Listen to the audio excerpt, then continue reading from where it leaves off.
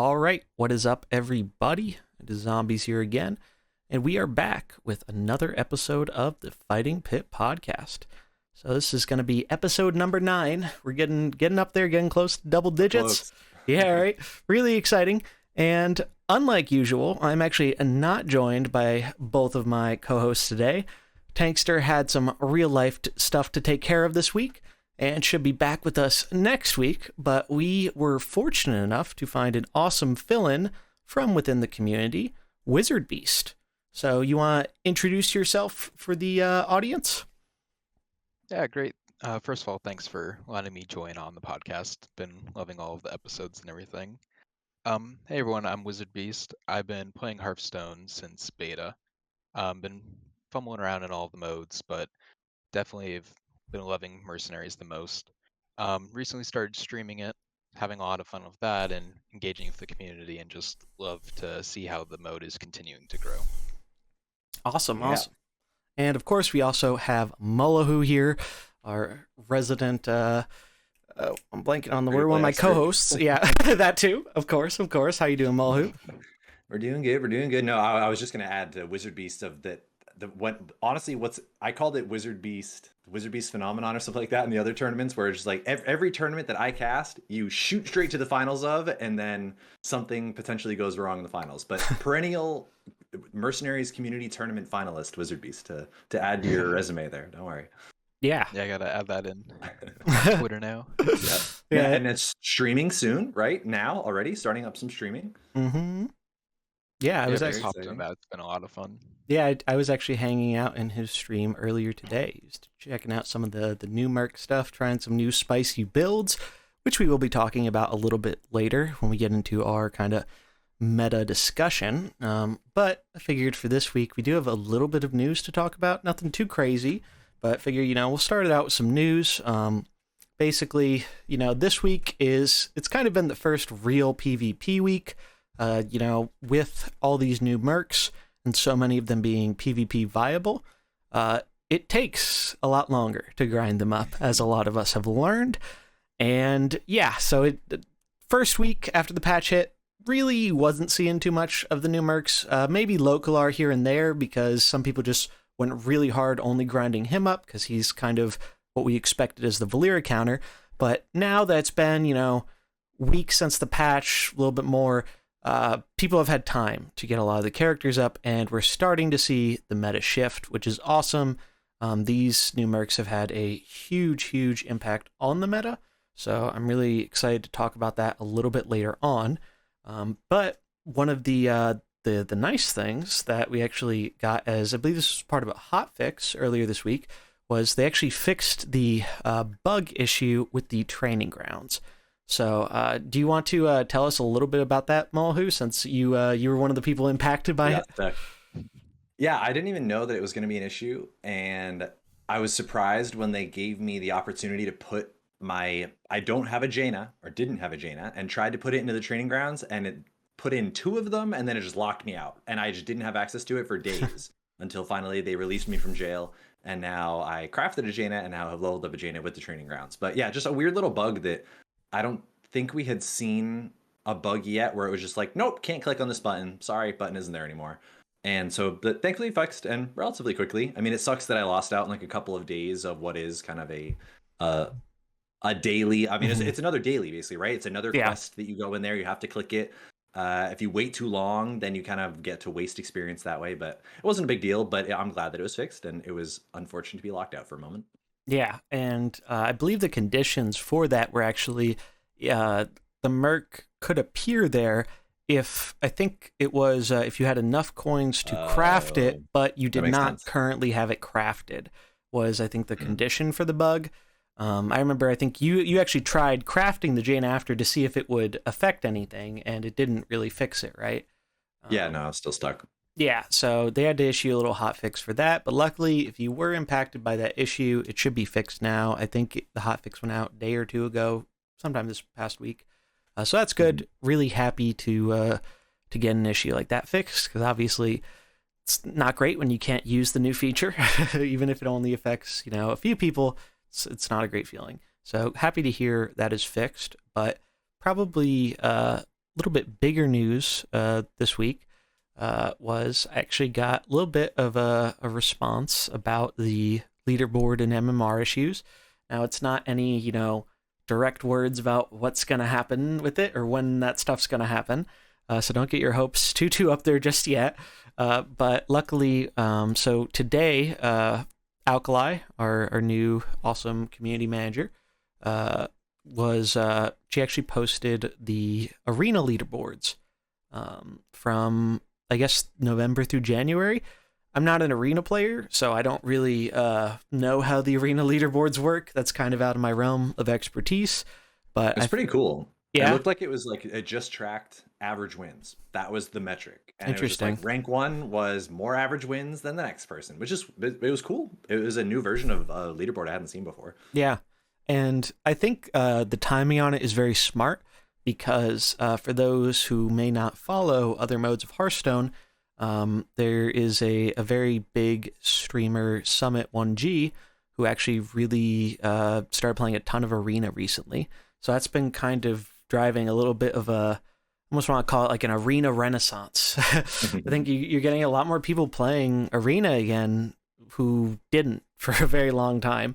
I feel like arena's always been a little bit one of the more neglected modes in terms of changes and just general player base. There used to be a ton of arena streamers. I think there still are some now, but I don't think it really had the same popularity it did a long time ago. So it's cool seeing kind of the rise of that. I feel like Battlegrounds almost took the place of arena for some people like Kripparrian or other big Hearthstone creators, because Krip used to play a ton of arena back in the day. So it's cool seeing a little bit of a renaissance there.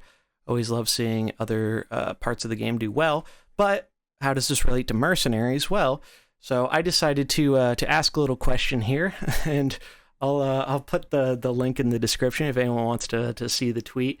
But I figured, we're talking about leaderboards. This might be a good time to ask a question about the mercenary leaderboards. So I just did a quick little photo grab of the top 200 from EU last season, so the January season. And in case you have not seen the results of the January season, we had a 171 way tie for first at 14k MMR. So goofy. And the person who actually placed number one, Cookie, a member of the community. They're in my chat today. Yeah, they hang out in a lot of the mercenary community Twitch channels. And I was actually talking to them, and I think it was Sign of Times channel, and they actually told me they hit 14k right before the season ended, and it actually resulted in them placing number one. So wow. We don't know at all how this really works, other than it seems to like knock you. There's something about time with it. People have tried to figure out what it is that determines how you're placed with this 14k leaderboard, but really I don't think anyone really knows. We just know once you hit 14k, if you win games, the game is not tracking those wins for your MMR. You can't go up anymore. However, if you lose, you can go down. So talked about that before. Very much a flawed system. Can't be intentionally like the way they want things to be for the top end. And this was a change as a result of the change we got like 2 months ago to try and improve the climbing for average players, which, great intention. But it came with a fair amount of problems. And I think the more frustrating part for a lot of players, especially like us who are very involved, is it really kind of takes away that sense of accomplishment from like grinding the game and doing well and trying to see where you are placed on the leaderboards amongst other really good players. So I dropped a little screenshot in there and asked if, hey, speaking of leaderboards, any updates on this? We had a 171 way tie for first, and that's not exactly optimal, to say the least. So, and luckily for me, Alkali was kind enough to respond. So she said, gonna need a little bit of time on this one, but she did also mention that one of the other kind of community manager people. Deck Tech was also kind of working on this or involved with this, from what it sounds like. So it was good to hear this, because we have heard before from the lead Mercs dev Paul and another one of the devs on Twitter that this is an issue they're looking into, because obviously that's not how the game is supposed to be. But I think, a lot of us are getting a little frustrated that we've had 2 seasons now where it's kind of entirely invalidated the finishes, and don't really want to see that happen for another season or 2. So I was really happy we got a little bit of communication on this. Obviously, we don't have an exact timetable for it, but hopefully that's something we will hear back on. What are you guys overall thoughts on this? So far for me, I think this season needs to be the last season where it's this big of a tie as first. I think they have to have it fixed by next season. Having almost the whole entire leaderboard for EU be filled with 14K, almost 200 people, and then imagine if that overflowed and people are at 14K not on the leaderboard, of how much you would have worked to try and get onto that, and then not even be able to be shown basically on history of Hearthstone, having your name entitled on their website and everything. So I think this is definitely a big issue that needs to be solved as soon as possible. Even I hit leaderboard, I think it was 50 or something. I placed 4 days before the end, and then couldn't do anything about it, and it ended I think 70 something. So something just like that of, I hit to the top, but wish could have aimed a little higher, but there's nothing that I know that I could have done, or even a way to just get higher. Kind of, I can't think of the word, but just kind of sets the whole thing back for me. Yeah. Of PvP grind and everything of trying to get to the top. It takes away that kind of sense of gratification or that you feel when you are actually successful in the game, right? It gives you something to strive towards. There's no technical reward for placing number 1 in Mercenaries right now. You're not getting invited to the Masters Tour, but it's still a nice sense of personal accomplishment. And I know a ton of people who, even if they aren't trying to compete in the game to win money or something like that, the competitive element like that is really what drives them to play more and become a better player.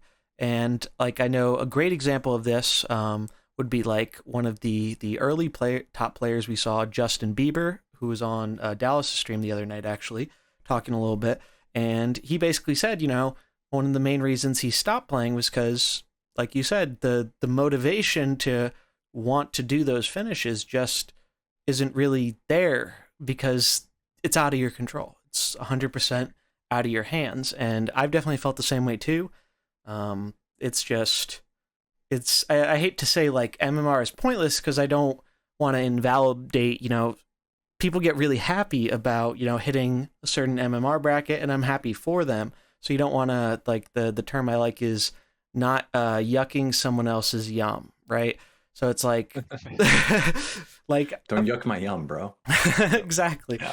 So it's just I want those players to be happy for their accomplishment, but it's incredibly frustrating as a player and a content creator to kind of have to deal with these issues. What do you think Especially about this, Mullahoo?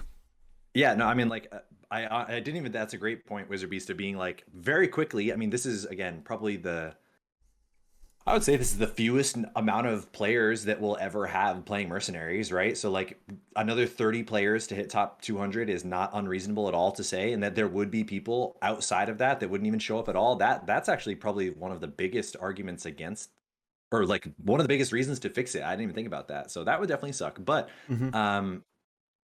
yeah, not only just the fact that it's getting immortalized in that sense, but many players really treat, I mean, it's kind of a classic Blizzard, or kind of classic WoW game type of thing, where almost every Blizzard game, the game doesn't start until the game is over, right? And so for many people, the game for the competitive players, right?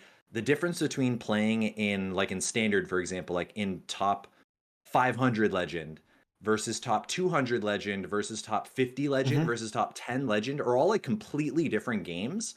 And when you don't, like, so many players of the really hyper competitive players truly treat that as the game and treat that type of leaderboarding as the real game. And so when you take that away from them, now all of a sudden, yeah, the incentive to be a top player gets reduced. Like you said, even without a reward for it, that is the true competition. That's the real try hard stuff. And when that's gone, the prime movers of the metagame in many examples just stop playing. And that's not good. And so, yeah, regardless of the fact that clearly the math isn't supposed to work like this, just having it be borderline arbitrary. I think I even heard a rumor that it was like based on your BattleNet tag, like your number. Like if you had a higher number, you were higher or lower up the ranking system or whatever. Obviously, something just completely unrelated to how well you were doing. But yeah, obviously kind of needs to be fixed and ultimately stems from the fact that, like you said, good intentions. There were bots. Like they wanted to make sure that you weren't just getting dunked on by someone way outside of your composition strength. Now, as people have essentially equalized their comp strength, we're getting the backlash, kind of the downsides of creating a system that was ultimately made to favor inequality. Yeah, and inequality is a great point to mention because, unfortunately, Fix inequality, not favor inequality. Yeah, well, unfortunately, the system, it favors it because, unfortunately, not all 14K ratings are essentially created equal because of how internal MMR works. So, for an example on this, and we won't dive too deep into it, but just to give a quick example, let's say you're a new player playing Mercenaries, right? And, we've all been playing since launch, so we have a higher internal MMR because we've played a ton of the game and we've gone to fairly high ranks throughout different seasons. And so the game remembers that. When your rank resets to 0, you're not going to be running into new players. The game, it works the same way in Standard, too, as far as I'm aware. All Blizzard games and all the different modes in Hearthstone have an internal MMR that is different than the external number that you see. Where this becomes a bit problematic is the MMR in Mercenaries is at least internal MMR is very, very strict, depending on where you are in that. So what I mean by this is when I'm queuing a game at the start of the season, even though I have 0 external rating, it is still only matching me into players that have similar internal MMR as me, the higher skilled players, which that itself is not a bad thing. But where it becomes problematic is, let's say a new player was starting today, or let's say I made an alt account, right? With no internal MMR data, nothing, just fresh account, grinded up some mercs. Because of how the system works, even if I get to 9K, 10K, 12K, until you hit a certain threshold, and we don't know what that threshold is because we don't have access to this internal MMR data, but basically you can actually get to these higher ranks while the game is pairing you with lower skilled players, even though your MMR is getting higher and higher. Because the system in Mercenaries, I mean, they talked about it on launch. Mercenaries is, they said, the most complex matchmaking they've ever done. And I think a big part of that is they want to kind of avoid people who have maxed collections with all that +1, +5 stats running into people who don't have that. I think that is part of it. And we've kind of seen a little bit of that with how the matchmaking works on release, because someone's playing with an unfinished Merc and you swap to a team with fully maxed, sometimes you'll queue into totally different people. It's very, very strange. So we don't know a lot about how all of that stuff works, but in the current system, it's basically possible to just make a Smurf, get a team of Mercs together, and you could have a 10 times easier climb going to 14K than if you were to do it on your regular account. Now, are people doing that? I really doubt it because the grind would be insufferable. But it's not a good thing, right? Because it just kind of, it erodes a bit at what 14K, it doesn't really, makes it mean a lot less, right? But hopefully that's a fix we can see soon.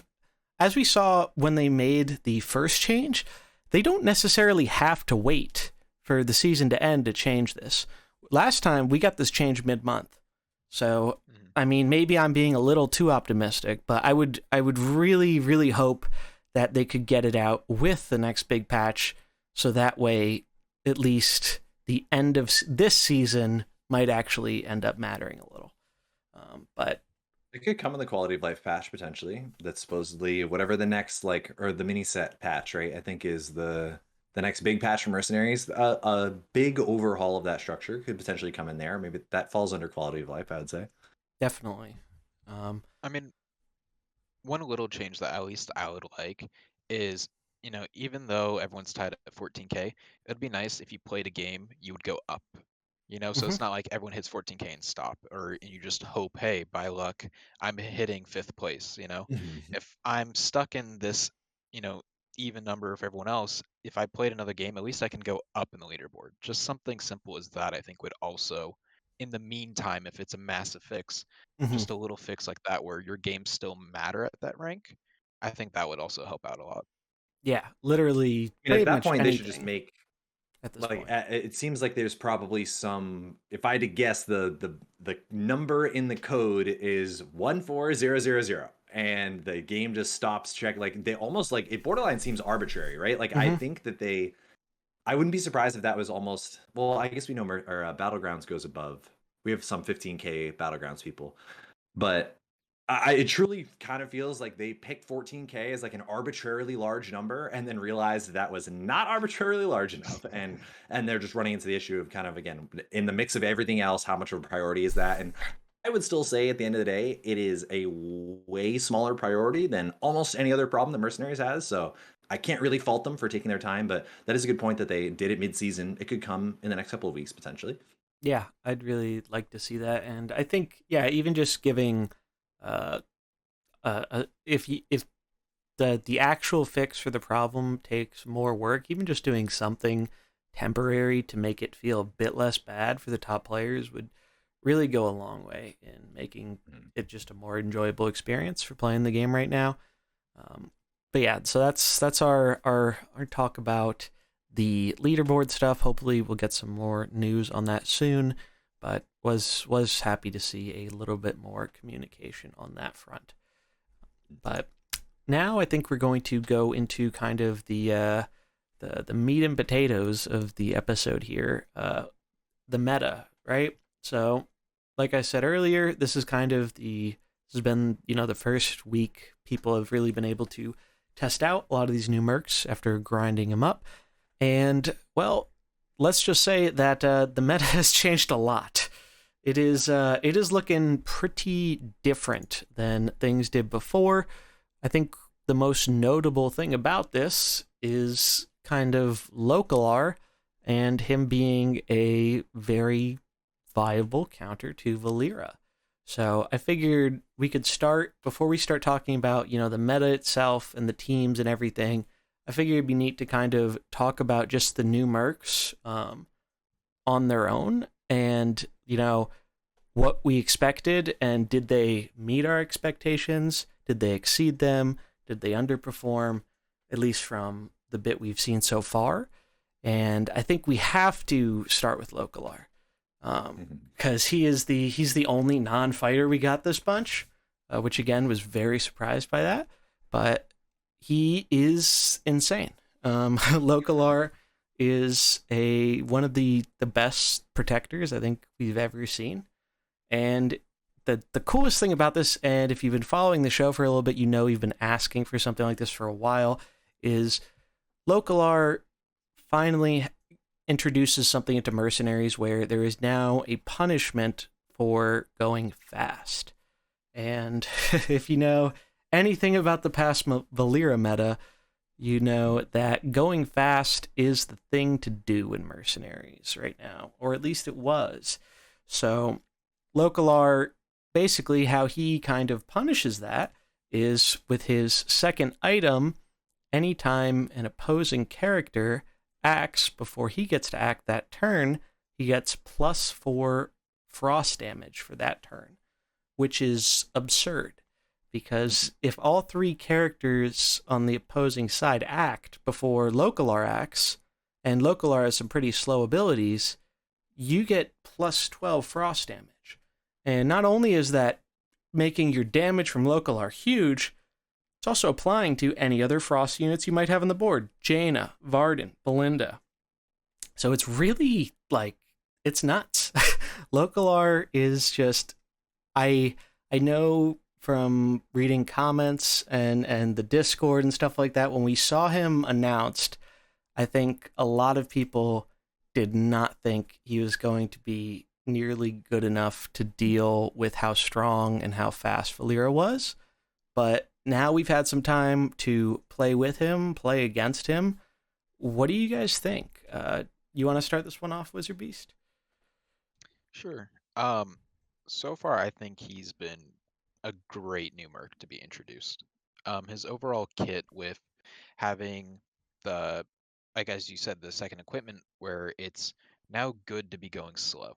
If you're going slower, you actually are doing a lot more damage between him and whoever else that you have on your team that's a Frost.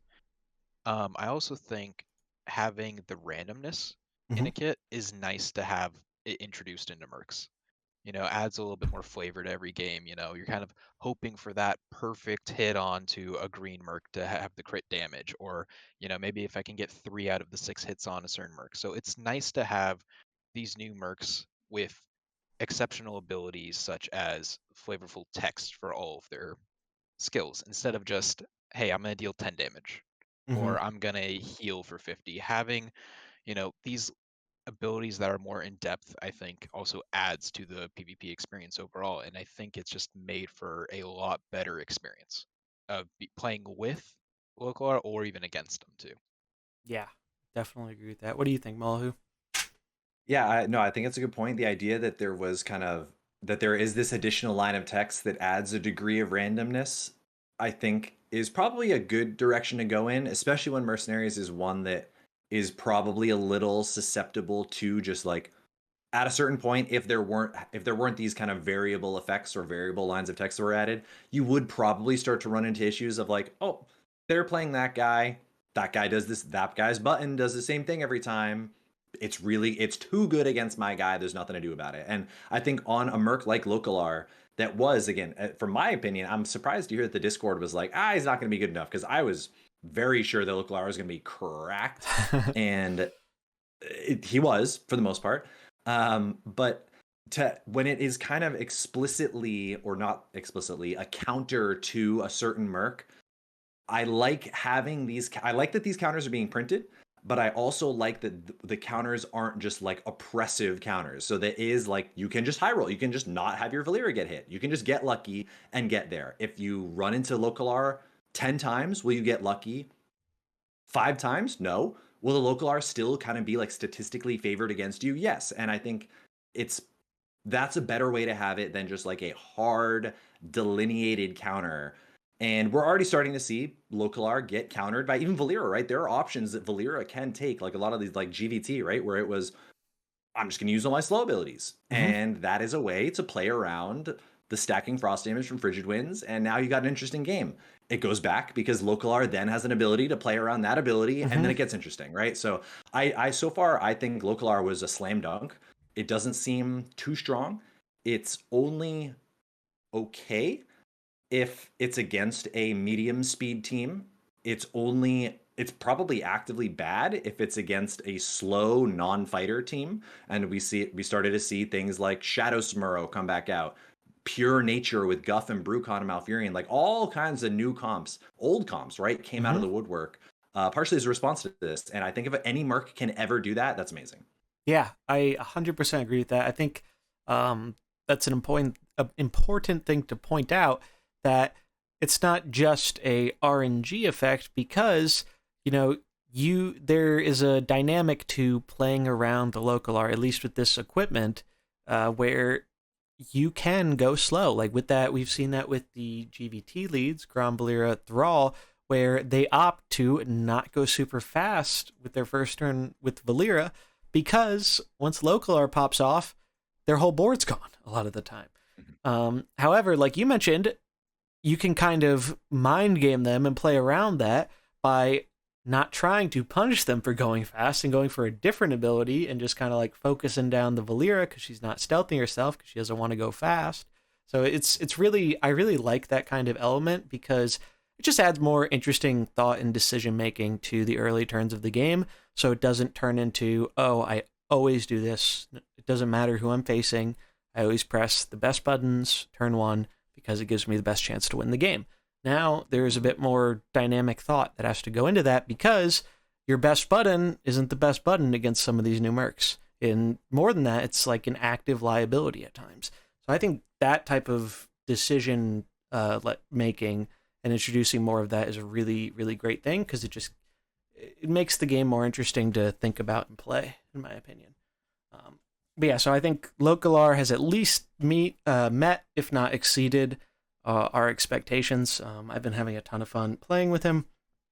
Now, the next one that kind of goes hand in hand with him will be Belinda. So Belinda's so cool because she, like, I don't think I could have designed a more interesting kind of hybrid Fire Frost character if I tried. Like, I love the design of Belinda because, and I think we see this with a lot of the new mercs with these more dynamic and interesting designs, there's so much, like, you can run her in a lot of different comps with different synergies because she's not just all about one synergy, right? She's not Antonitis, who has 3 fire skills, 2 of which are usually useless in PvP.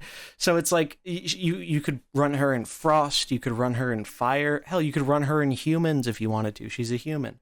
So I really like that kind of dynamic choice there in terms of like it feels like the game isn't building the comp for you, right?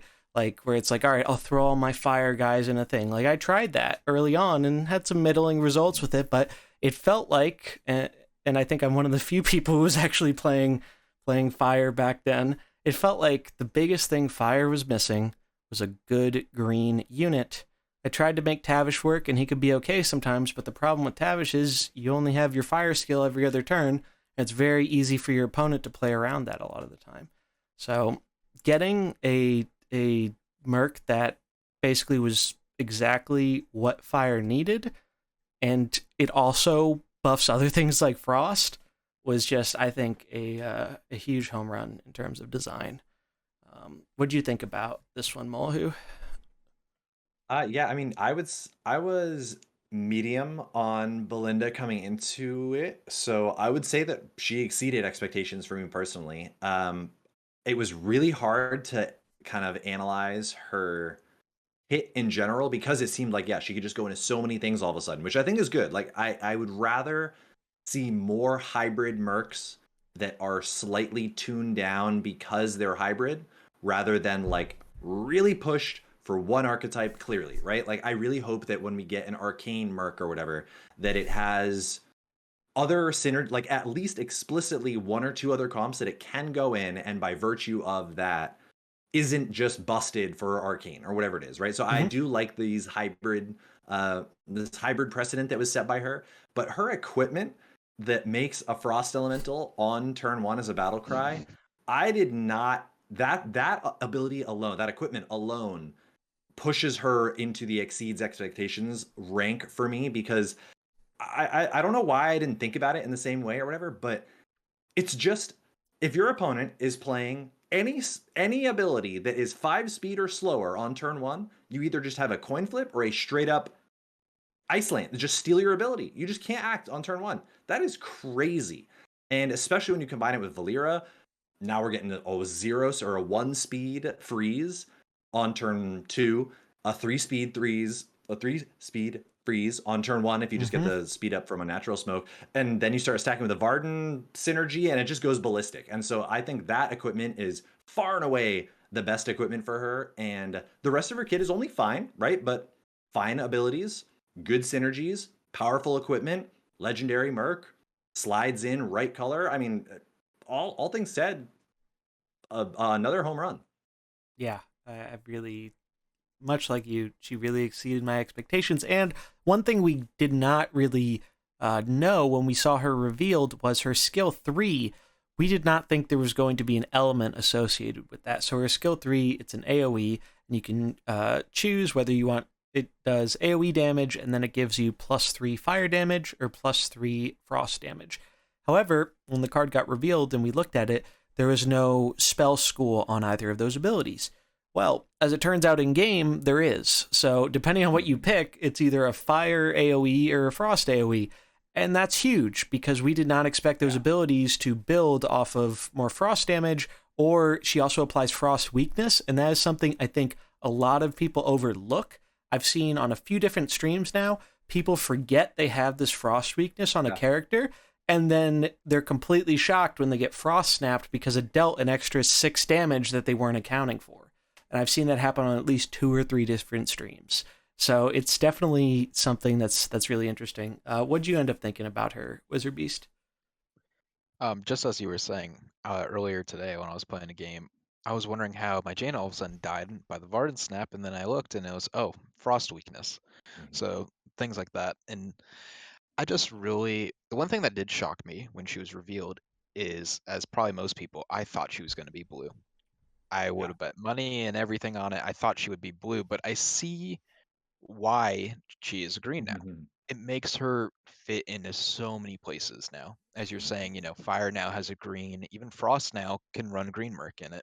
Mm-hmm. So I think overall, this merc was made to fit into a bunch of different comps and just honestly play it with whatever you want to. Fire, frost, humans, and even with her equipment too. As we've been seeing right now, the lesser water elemental is the most popular, but I don't think necessarily her other equipment are bad. Mm-hmm. You got the other fire elemental, which +3 fire weakness, and you have a Geddon that hits twice. That's extra 6 damage on something, and if it's a red, then it's extra 12. Yeah. If you have the +5 health every turn, if they decide, you know what, maybe she's not that strong, I'm just gonna let her keep going. She's giving everyone +5 health. She's putting weakness on everyone. She's getting her own fire or frost damage increase. So I think overall she's been a home run. Yeah. No, I definitely agree. Imagine throwing that in like a human comp with her, Anduin, and Cornelius to like protect them or something. Like it's weird. It sounds weird, and I'm sure like nobody has tried that yet, but it could be something, right? Like you got all that heal and sustain and protection, and then you get scaling too. It's like it's just, I really think that's another thing across all these mercenaries. I think they did a much better job with the equipment this time around in terms of it feels like they're actually good options. Like it's worth mentioning her fire elemental. So the water elemental, it's very strong because it can freeze. However, that is all it can do. At max level, it is a 5/15, and it can freeze. However, the fire elemental plays a little differently. Basically, fire elemental, it does have a physical attack it can go in with, but it also has a ranged fire attack. So it does? Yeah. Wait, okay.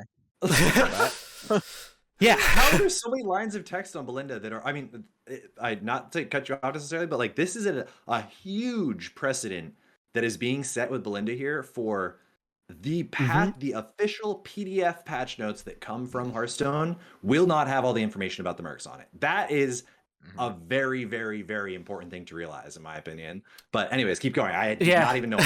No, that's good. I'm sure there are a lot of other people out there who have no idea about that too.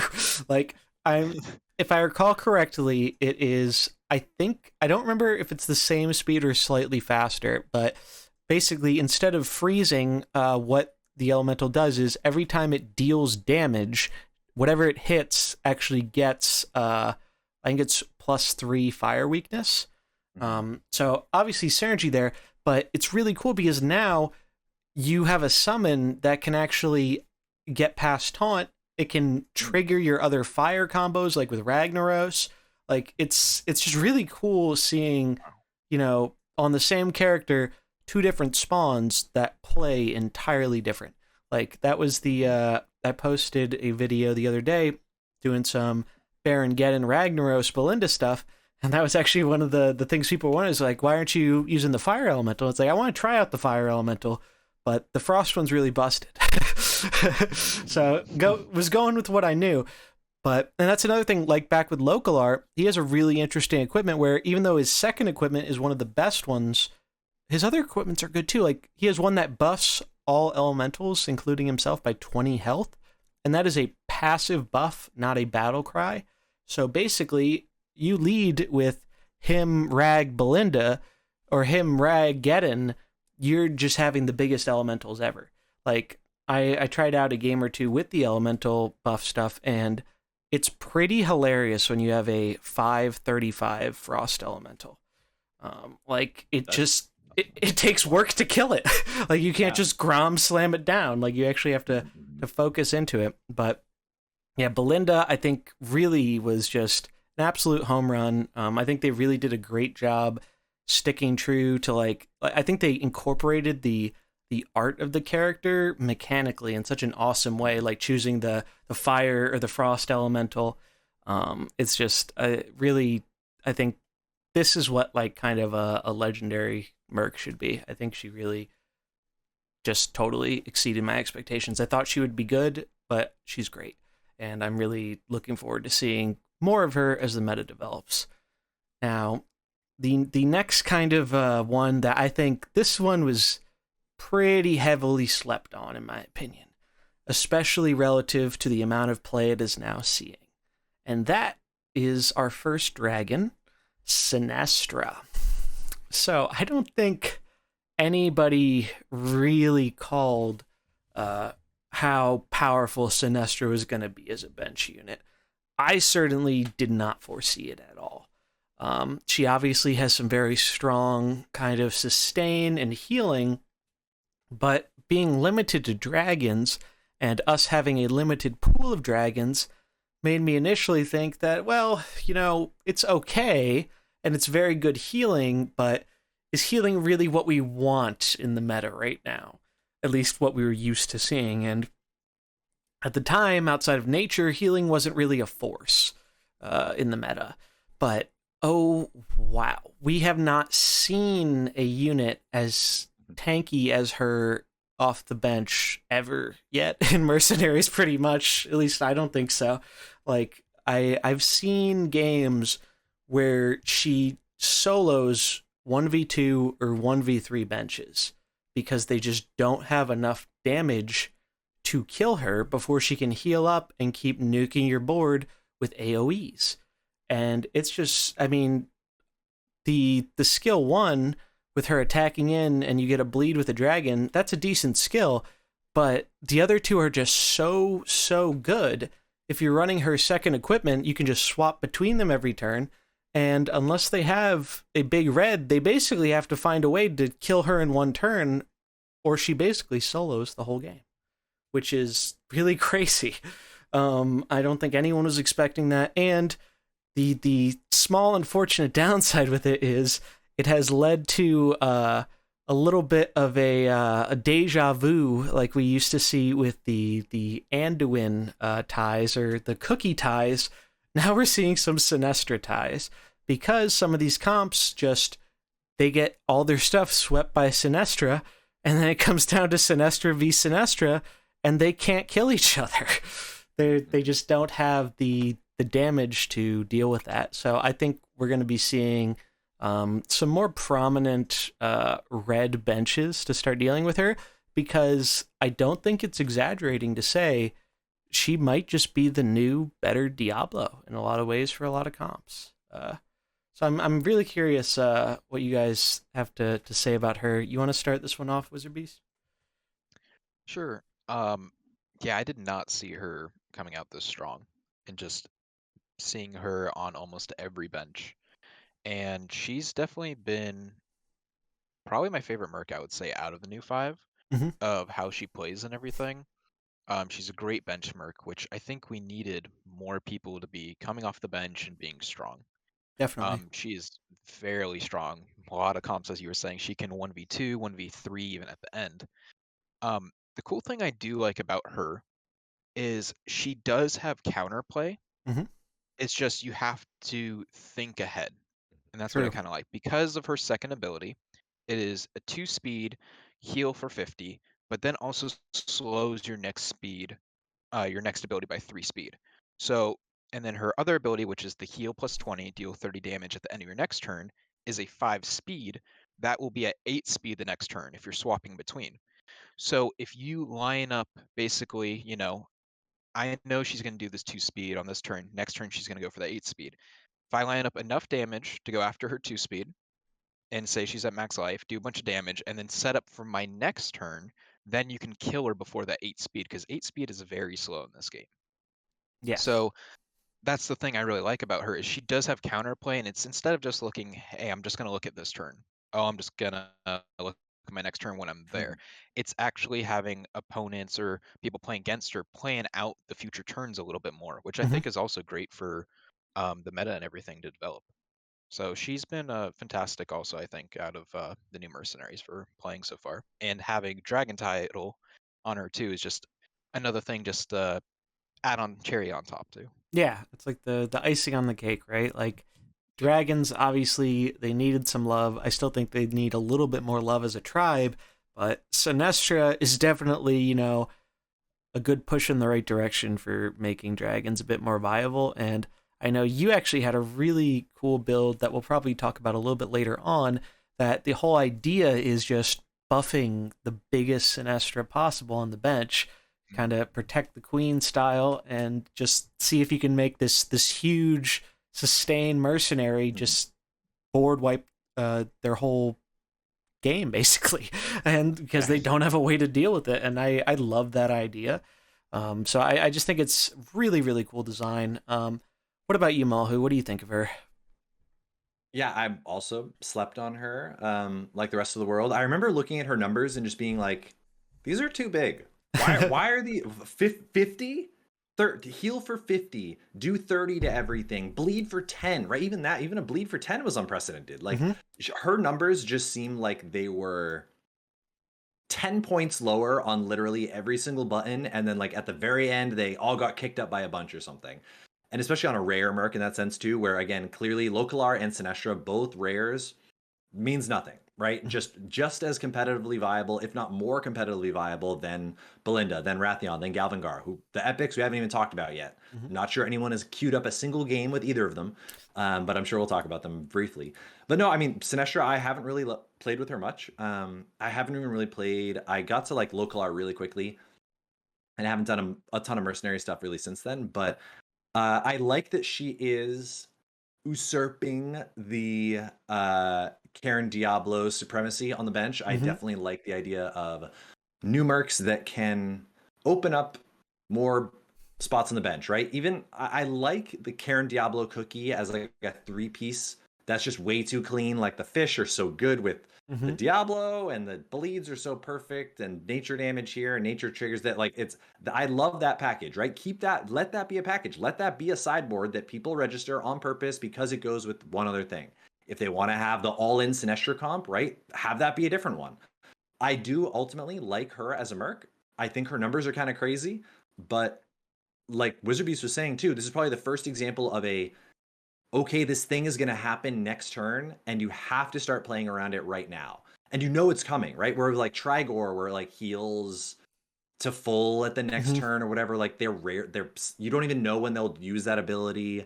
It has these odd parts in it, and Trigor really just isn't that playable. But this is kind of the first like really viable Merc that has this like, all right, start thinking 2 turns ahead. The only thing that I don't love about it is that kind of like the frost weakness and how debuffs and buffs are kind of hard to register right now, just from like a usability perspective. I don't love that. I would love some kind of like giant glowing circle type of effect, right? That always happens in Blizzard games. But otherwise, I mean, she has obviously well overperformed the public perception, probably the most of any of the Mercs from this drop. Yeah, I definitely agree with that. And I think you're right. I do think some kind of symbol that is kind of easy to visualize, telling you have, hey, I'm weaker to fire or I'm weaker to frost. There's a little bit of precedent there in Mercenaries, right? Because we've seen with we got a new one now in Galvangar, but before the anti-healing unit was Tamsin, right? Yeah. And if you applied well, it wasn't, I guess it was a debuff. I'm not exactly sure how it works, but if you used her shutting down healing, if I recall correctly, that it applies kind of this red aura. So you know, hey, my character can't heal. So it'd be cool if they could just do something like that, but give it like maybe orange or blue if it's frost or fire. Just something little like that, I think would go a long way, because I think it's just a little bit unintuitive for keeping up with the game. It's kind of hard to remember there's just so much stuff to remember in Mercenaries that making any aspect a little bit easier to remember during a PvP game, I think, is very helpful. But yeah, Yeah. Sometimes they can literally even like go off the screen. Like if you're playing on like mobile and you have Oh, too yeah. many like it happens in battlegrounds and stuff like that all the time, where it's just like literally can't read it. There's nothing. It goes off the page. Couldn't look if I wanted to, right? Like that's a very legitimate issue that can happen. And yeah, avoiding that would be better than not. Even if it's just like a little, like a literal like symbol on their head that is like a status debuff bar type of Yeah. thing. Like something like that that doesn't need like big animations or anything would be nice, but we'll see. Yeah, obviously, you know, new effects. So I do think that is something we could see in a kind of future quality of life change. But yeah, Sinestra 100% overperformed. You're probably going to start seeing her a lot more on ladder if you have not already. So if you want to prepare for that, start running some big reds. Some Gruels in the bench. Yeah, the Gruel gang has risen, and I'm determined to make him work again because, and now that you don't really need him as a counter to fire as much anymore, you can just go all in on that ability that damages more versus a dragon. If you throw his equipment on there, you're critting a dragon for 60 damage. That is a ton. That is like basically the only way you kill Sinestra is by one-hitting her in a turn. And so far, some of the ways I've seen that, it's been Gruel, it's been bench Thrall with Doomhammer, and one of the probably most unlikely ones that I don't think anyone expected, which we saw a bit in King of the Hill on Science's stream, buff Muckla with the plus the extra HP on bananas. Was actually nuts against Sinestra. Because that, like, think about it. What, you get 5 bananas every time you attack? That's 25 health. That's huge. Like, it really, like, it sounded silly to me until I lost to it 3 times. And then I was like, all right. Muckle on the bench. Yeah. Well, so it was a very specific comp. Basically, they ran a full nature lead, but it was Guff, Mouth, and it was Guff, Mouth, and Brightwing, actually. And the whole idea is you're trying to pump up your bench. And then they actually have Tyrion as the unit they send in off the bench first with the Death Rattle. And the last 2 are Illidan and Muckla. And let me tell you, that's cute. Illidan and Muckla, when they get big, even Illidan can deal with the Sinestra, believe it or not, because it just gets so big that you can get to a point where Outcast attacking and hitting it twice, because Sinestra is often the only one left, is enough to just kill it. And even if the residual damage would happen to kill the Illidan, which it usually wouldn't, they heal off of getting that kill. Like, I had it come down to Illidan versus Sinestra, and I actually lost the game because the Illidan smacked into me twice, killed Sinestra, would have died, but got healing from killing my unit. So it was really interesting to see. I've also heard that Kurtrus is actually a pretty decent counter off the bench. I can't speak to that myself, but I've heard from at least like 3 different people it actually kind of works. So I know we saw people experiment with him a little bit as a Diablo counter, but that didn't really stick. I think due to the prominence of nature, because we were talking about benches. Yeah, like right now, up until this point, 95% of the benches for most comps in this game have been Karen Diablo Cookie or Mouth Brucon Cookie. Like, you just throw those in anything and you're going to have a good time most of the time. So I think more stuff like Sinestra is very, very welcome. I like seeing, like, I mean, I've seen her solo Diablo Karen on her own, which imagine telling someone we would get a mercenary that could do that, like, on release. Imagine telling people, oh yeah, Karen Diablo, that's no big deal. Like, thing of the past. So it's really neat to see these kind of new mercenaries and what they can do. And I will throw out there, if you know what your opponent is starting with, because obviously rematches can be a thing in PvP, sometimes there are situations where she's not the worst lead in the world. I tried out one, especially depending on what you have for the front line. Like, I was trying out a elemental front line with Rag and Localar, but my opponent was running either Shadow or Holy or some other double blue opener, which really punished my double red. So I matched into them after losing and was like, you know what?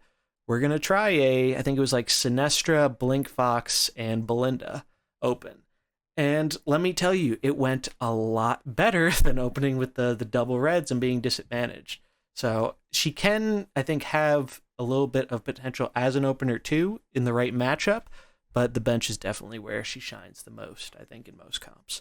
But yeah, Sinestra, truly incredible, I think, really exceeded everyone's expectations.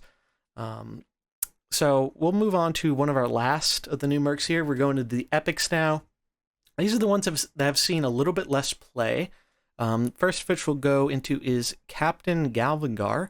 So this one was actually kind of neat because I think this one is powerful, and I think the fact that he has a ability that denies healing permanently for a set amount of turns is going to make him viable purely because of how good Sinestra healing is. Like, That's interesting. I know we mentioned we haven't seen a whole lot of this on ladder and whatnot because I think a lot of people are leveling up the other three first. At least that's what I did. But I was actually watching Dallas did some of his first PvP games since the patch the other night, and Galvangar was actually one of the ones he leveled up. So I got to see some gameplay with that, and it was actually really sweet. He was running a basically Grom, Valera, Galvangar lead, and he was saving. He had a Thrall in there too, so you could go GVT lead if you wanted. But the whole thing with the Thrall was it was better on the bench because now you have an answer to Sinestra. And you could also, swap them out too, because Galvangar also provides you a bit of an answer to the Sinestra. You can stop their healing for multiple turns. You can turn off their ability to spam their AoE with shutting down its cooldown. It's just it's a really, really interestingly designed Merc, and big bleeds. And not only is it like high damage bleed, the bleed can hit adjacent targets, which is, I don't think we've seen anything like that before. And let me tell you, that was way better than I thought it was going to be. Watching Dallas play with it last night, like, it was good. The biggest drawback of him, I think, is that he has low HP. I think not maxed, his HP is 66. That's so freaky low. Lower than Valera, I believe, by 2 points. So really a character you probably do want to, the maxing probably matters for him a little bit more because you really want that extra HP. Otherwise, he's just a little too easy to snipe down. But the other thing is his passive item giving that additional attack also seemed very strong in things that cared about attacking, like the comp Dallas was running with Grom and Valera. Like, I think it's an extra 5 attack, I want to say, if I recall correctly. That's a lot of attack. It's really nutty. Like, that pushes Valera over 50 damage crits. So it's, I was really, really surprised as someone who thought this Merc was interesting, but wasn't super duper high on it, mainly because it seemed like, an answer to healing when healing didn't seem to be a huge part of the meta outside of maybe the nature backlines. So that was confusing to me, but after playing with and against Sinestra, now I 100% understand like why they felt the need to print something to stop healing that wasn't a blue. Because I posted a clip on a YouTube my first night playing with Sinestra. I was running the equipment that actually it makes her AoE take an extra cooldown, but it deals more and it heals more. So I think it's heals 40, deals 40. And my opponent did not know what Sinestra did, so they actually had a chance where they could have killed her, and I was down. Like, it was just Localar, Sinestra, and a really weak Cookie. But the Localar was full health, and they had a full like shadow board out off the bench, and they decided to focus the Localar, and I ended up, they were all blue, so 40 damage, doubled, 80 damage, blew up the whole board. It was insane. And I do think her second equipment is probably better just in most comps for like swapping one to the other, but it's just insane that like swapping one equipment can lead to such a different play style with the Mercenary.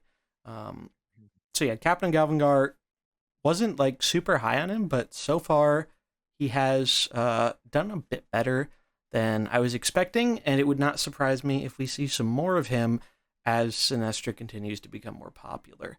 But I'm curious what you guys think about this one, though. You want to start this off, Mullahoo?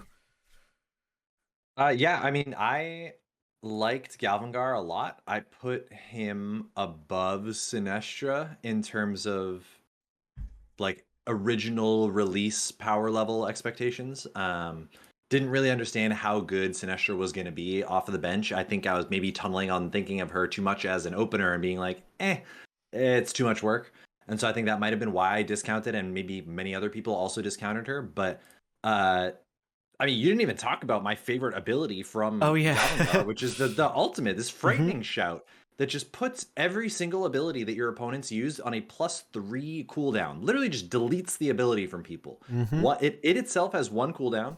It acts at 6 speed, so most things go right under it, and maybe that will feel just horrible that there are maybe too many abilities that are either like coin flipping with you at 6, like even just Hmm. think of like ice flows or whatever, right, from Jaina, where like if you go for the AoE from Galvangar and you whiff, that feels really bad, which is probably why they Hmm. did it as like a full AoE instead. But I mean, that ability is really really strong. I still think that Galvangar will still have a place, and I didn't even think about the fact that Fatal Strike, that anti healing, is really nutty against Sinestra.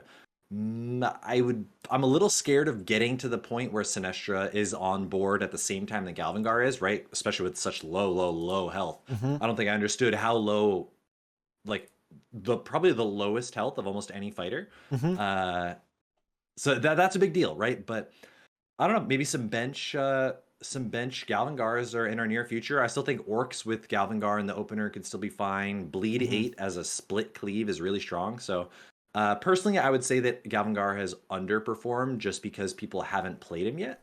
But I will still say that he probably will exactly meet expectations, and not much more, not much less. Yeah, I think that's a fair analysis. I think the main reason I didn't mention him, or that ability, even though it's incredibly strong, is because in the games I saw with it, Dallas was using it with Valyra, right? And there is some pretty heavy True. anti synergy there, unless you're facing an opposing Valyra comp that's going even faster than you. Maybe then it can work. But Mhm. oftentimes the ability really wasn't doing much because he was faster than the opponent. Yeah, that Um, makes sense. but generally, totally agree. I think it's a really strong, like, three. It's not. I misread it. I remember when it came out, I thought it was speed. No, it's Yeah, cooldown. Like, three no doubt. cooldown. Like, that's 3 turns. 3 turns is like, Yeah, that's like in that's a whole some. game. Yeah, it can be, or at least half a game. Like that. Sometimes, like, that's nuts. So, Mhm. I think that ability is going to shine, but it's going to take the right comp. It's going to take a comp that tries to do it a little bit slower, like maybe Orcs, something like that. Could see that being a little better there. But I'm curious, what do you think about him, Wizard Beast? So far, I think he's kind of underperformed a little bit. I think kind of as you were both saying, it's because people haven't focused on him. Like I know for me, I finally got Locar up, starting to get Sinestra, also Belinda, but now I'm starting to focus on the last two. Mm-hmm. So I've tried him out a little bit, in an Orc comp. It was kind of fun. Did Thrall, him, and Grom. So Mm. and Neat. he was decent, but all my abilities were still only skill 2 across Ah. the board on him. So not enough to really see what he can do yet. But even having a skill 2 on that third ability though, when the whole enemy team goes and you make it so they can't use 3 abilities for 3 turns, Mhm. it feels so great just not having to worry about certain things that you also might have to play around. Mm-hmm. Like I was versing Frost team. So what ended up happening is the Jaina went with her just increased frost damage, Varden with the slow, and then also it was a Localar with his first skill. When you don't have to worry about Localar's first skill at all anymore at 5 speed or Varden slowing you for another 3 turns, it is so nice just to not having to play around it. So with different comps that I think he could maybe fit into, I think that ability can really shine. And especially like the anti heal too. If we start seeing maybe more holy again, if we start seeing more nature, which I definitely have, that can be really strong, making it so someone not just 1 turn, but for 2 turns of no healing. Mm-hmm. That's really strong. So I think he has potential, and I think in this probably next week we'll start to see kind of where he'll position himself. Yeah, I think you're right. Like, I know I'm in the boat where I focus super hard on Belinda, Localar, and Sinestra, and I actually just finished maxing them like an hour or two before we started up tonight. But Finished my maxing them. Gee, yeah, dang. I've been going really, really hard on the grind. Yeah, seriously. But the other two, not so much because the first comps I wanted to try revolved around those three. So I was just like, all right, really need to. Actually, I haven't even played any games with them since I maxed them. But I was just like, all right, need to get it done so it's out of the way. And my Galvangar, I don't even think I've unlocked the item from completing task 2 yet. Like, I leveled up some of his skills from some of the coins I got from the packs I had stored up, but other than that, I haven't done a whole lot of grinding for him or our kind of last unit, who we're going to talk about here, Rathion. So, in terms of design, this is actually one of the characters I liked the most, separate of power level, because it basically shows us that it's on the table that we can have a mercenary change classification, right? Like, he starts out as a human and he can transform into a dragon. And I think that is so cool. Like, that is just, I hope we see more stuff like that, because I just think it's a really interesting ability. And even though he's probably the one that has seen the least play so far, I don't think he's without a home. I think it's just his abilities are a little bit all over the place. Like, he has some AoE stuff once he dragons, but that's a fell ability. And as we know, fell support is pretty minimal right now outside of demon comps. But as we've seen with this patch, all it takes is one good mercenary to totally reinvent an archetype.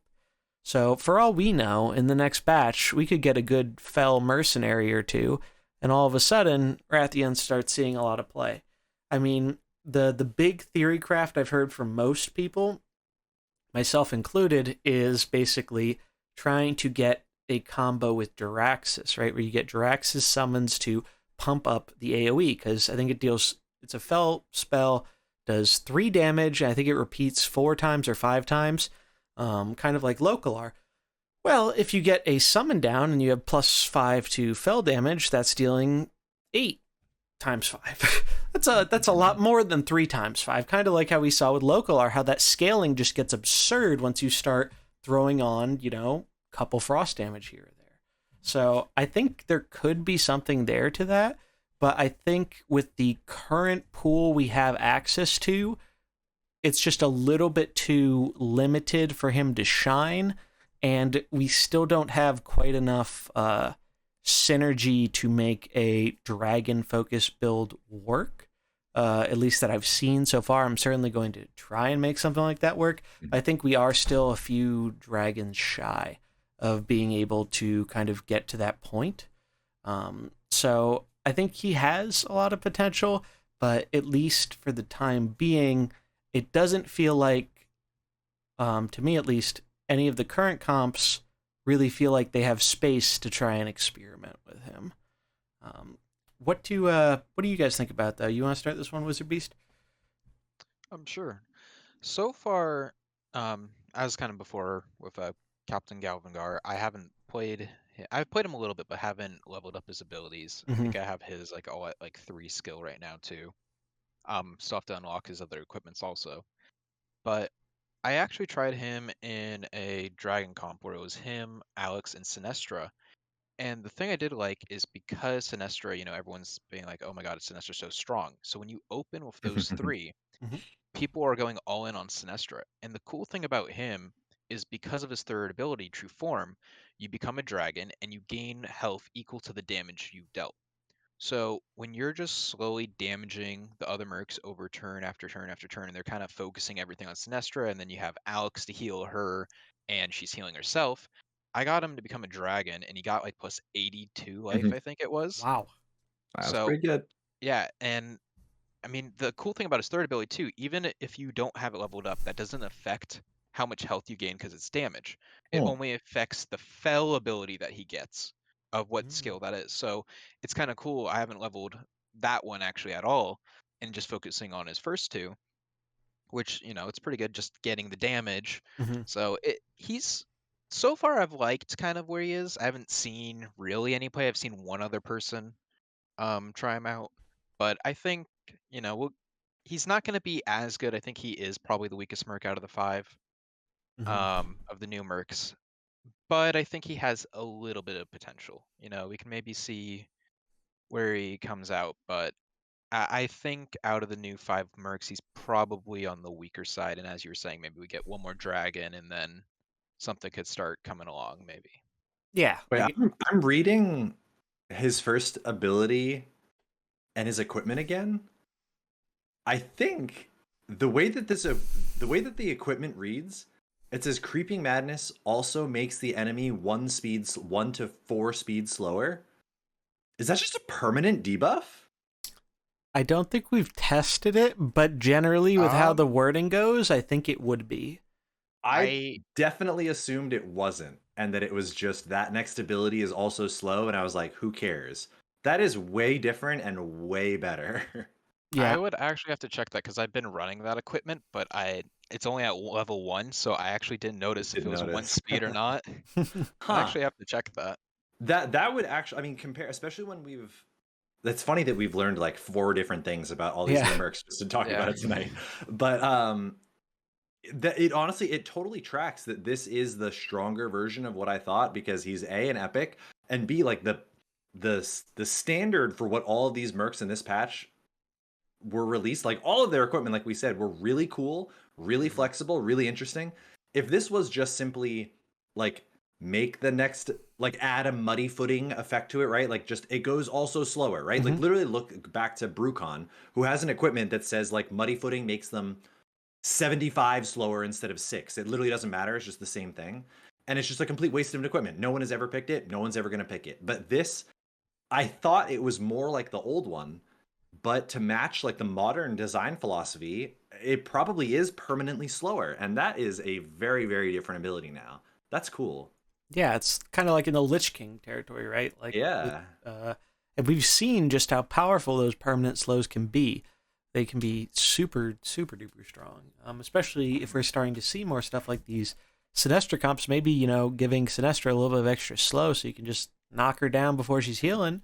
True. Can't get that 2 speed heal off and protect from damage as fast. That maybe there's something there. I think he will need a little bit more support, or maybe there is enough to support him now. It's just people haven't tried it yet, like because obviously, the first characters we talked about have been seeing more play. They kind of I think were just a little bit easier to build with, given what people were used to, and the experience from like the past meta.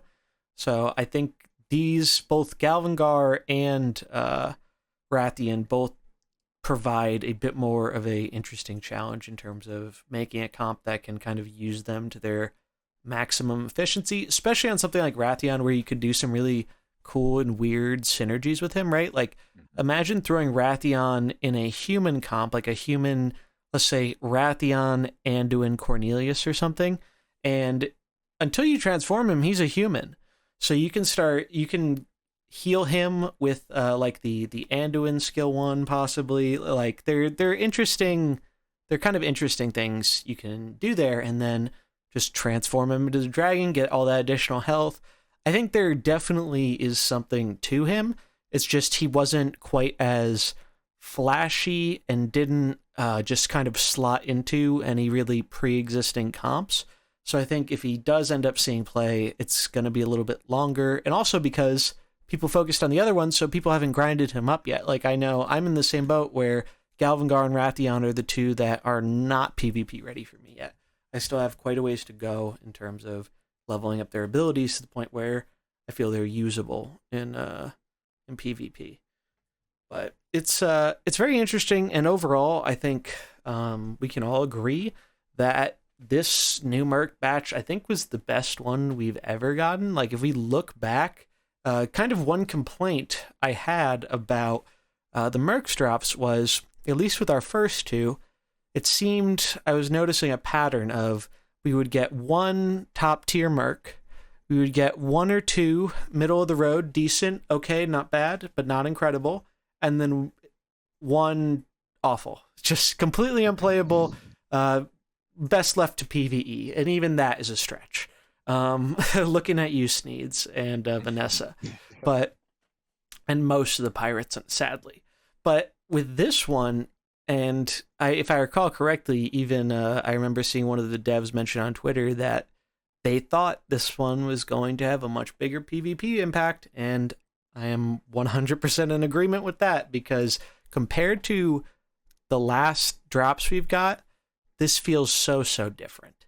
It feels, at least to me, and this, I guess this can be kind of our segue into talking about the meta and some of the stuff we've seen. It seems to me, at least, that unlike with Valera, where, yes, Valera brought about some new comps, but a lot of it was her slotting into pre-existing stuff and making it better, this drop, because there's so many good and playable characters, has enabled more experimentation with teams, which is awesome because it makes the meta feel way less stale. It doesn't feel like we're playing a slightly evolved version of the Valera meta from last season, because let me tell you, I can probably count the amount of GVT leads I've seen on one hand ever since Localar's gotten popular. Like, it's not a bad comp, but the fact that counters do exist, and you have to play differently with it, has totally kind of upended its super dominant performance that we were seeing last season on the ladder, where it represented an insane amount of the meta share. So I was really happy that we're getting more PvP viable characters, and especially, we talked about before, the interesting abilities, where even if one ability might feel a little bit like the best ability for the items, like, the other two are still pretty viable and also incentivize different choices for different comps, which I think is the biggest thing, and what they should do with items. Because, like with Belinda, I could run an elemental build with her and Localar, and it could play really different than it would if I were running her with Ice Elemental and Localar with the freeze scaling. Like, they're the same mercs, but it really enables a kind of different playstyle with them. And I think adding that kind of diversity is just a huge net positive for the game. I remember we picked up on that at some point really early on with, like, literally maybe just in the initial Mercs, where it was like, oh, cool. Like, the equipment are just like from WoW, right? You're 3 different specs. You have like Prot, Arms, and Fury, right? Or whatever. You can go shape-shifting druid, or a balanced druid, or a healing druid. And the equipment should kind of represent the 3 different directions that Merc can go. And a lot of the initial Mercs didn't have that. It didn't really feel at all like you had all these directions to go. You had all these different combos. It was just kind of like, make this number bigger, or make that number bigger, or make that number bigger. Now we're getting these amazing equipments, like you said, that are just fundamentally changing the way that they're played, the comps that they go into, and just in a weird roundabout way also gives you a cool incentive to not need to care about the other equipments if you know what deck you want to play your guy in. Like, if you know the style, if you know that you're always going to play your Resto Druid, you're always just going to heal, you don't need to go for the damage equipment. Like, that, in a weird way, from just like a player kind of identifying with their own mercs, I love that there are these multi-specs that can go into it. Or if you're just a Brucon one trick, right? Or a Belinda was just your favorite. Alterac Valley was just the only thing you did. You had a PvP level 60 twink that was only for that. I don't even know if that counts. And you just love Belinda. You just want to play every different version of Belinda, and that you get to have that role-playing experience. I mean, it just perfectly encapsulates so many things about WoW and Blizzard games and Hearthstone. So I love this new direction, and it's give me more of this all the time. 4 playable mercs with multiple different equipment that we don't even know what they do until we actually play with them. Like, it's perfect. Yeah, it's I really think it's a much kind of welcome change of pace, because I do think like we saw with Valera, when it's just one character that ends up being so prominent, it really kind of reduces the impact that these content additions have, which obviously I don't think is the goal, right? Like, you're adding content to the game monthly, which is a pace we really haven't seen much before in Hearthstone, outside of maybe if you count nerfs and patches for, quality of life stuff and stuff like that. But we haven't seen like Mercs seems to be like the fastest pushing out of content for a mode that we've seen yet. Which I think personally, if they can do some stuff to make the grind a little bit less bad for people who play PvP, I think a month is a perfect amount of time to let all this kind of experimentation and testing stuff go on in the metagame, because as we saw on the launch of Mercenaries, like, we remember stuff was changing on the daily, what was meta. Like, obviously, some stuff was generically strong, like Shadow Sam, Cyrella Sam, other stuff, but the meta was changing a ton day in, day out. And I think that's what drew a lot of people into the PvP for Mercs, was that, like, it felt like it was far from a solved meta. And I know across all formats, the experimentation is a lot of what people like to do. Obviously, people like to win in games, but people like to try out new stuff and feel like they're rewarded for that. And that's why, people get frustrated when it feels like the meta's at a point where you can't do that anymore. So I know some people, ourselves included, have talked about, possible nerfs for things like Valera and stuff. But I think the approach they want to take here, especially with how long it takes to grind up a lot of these characters, is instead of, toning down a character, they want to release more characters that can either counter it or provide some sort of alternate strategy. I mean, it definitely seems like a feature, not a bug at this point, when you start considering the fact that, like, okay, 5 new Mercs, they're all PvP viable. You only have so many hours in the day, right? Like, that's what you're saying, is like, if only the grind for the true PvP players was better. But I would not be surprised that they see this as a legitimate upside to the fact that, like, no, you cannot test everything. It will take you forever to actually figure out what is good for everyone to catch up. And it will just create this, I mean, the word we kind of used before was like this stagger step metagame, where time is an incredibly important role player in the meta. And that is weird. And the fact that we haven't run into that before, or had any game like that before, is part of the reason why everything is so crazy, I think, right now. But on a certain level, you can really see the upsides of keeping the meta fresh just by making it hard for people to try everything. And I do think that's kind of cool, but I totally feel you in that, like, the perception that these new Mercs, that you basically need to get them right away if you want to take them as far as they can get, if you can kind of squeeze as much equity out of them as possible.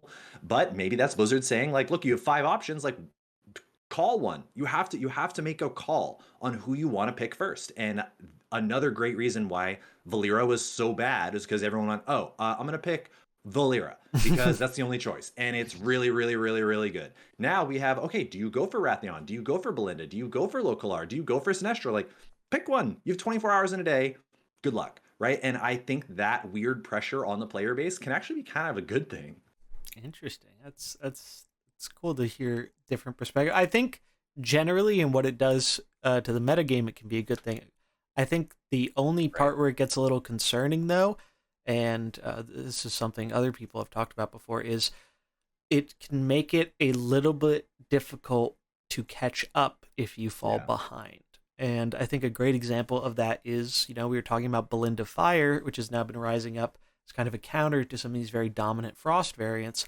And, well, what if you're someone who played a bunch of the last meta, but if, we're thinking about last meta, Ragnaros wasn't exactly a meta character. Baron Geddon was not a meta character. And I'm not saying they're going to be top of the meta now, but they're certainly more viable.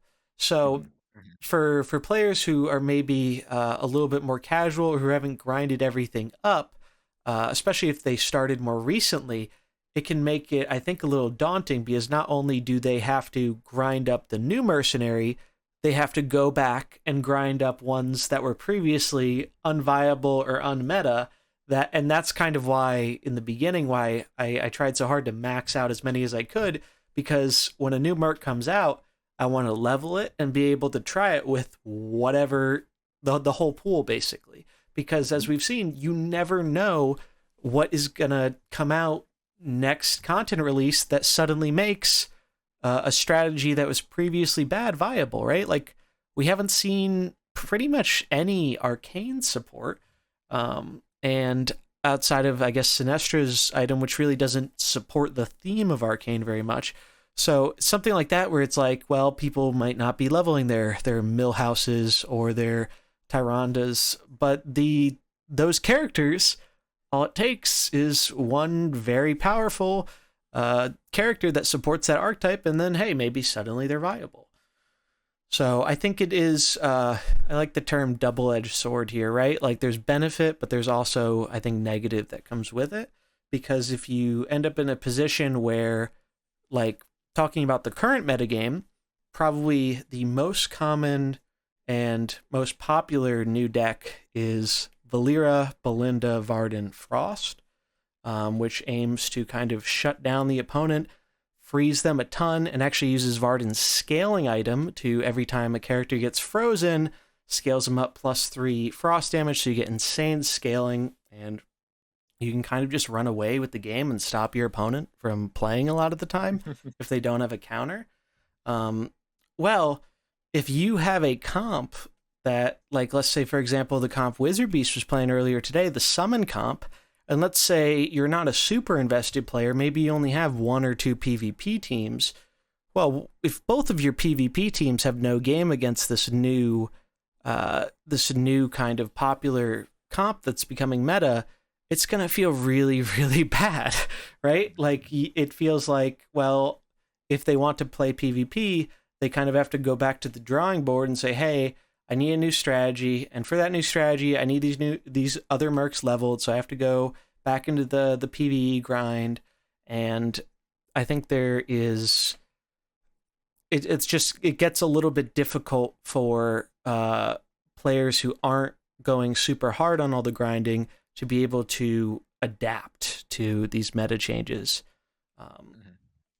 Yeah, I'm curious what you think about this, WizardBeast. So overall, the one thing I do like about the current meta is I'm seeing a lot of old comps return. I'm seeing Shadow Same again. I'm seeing Nature, and even more of the recent ones too, GBT and Tyrion Frost. Is they all have a place right now in the meta.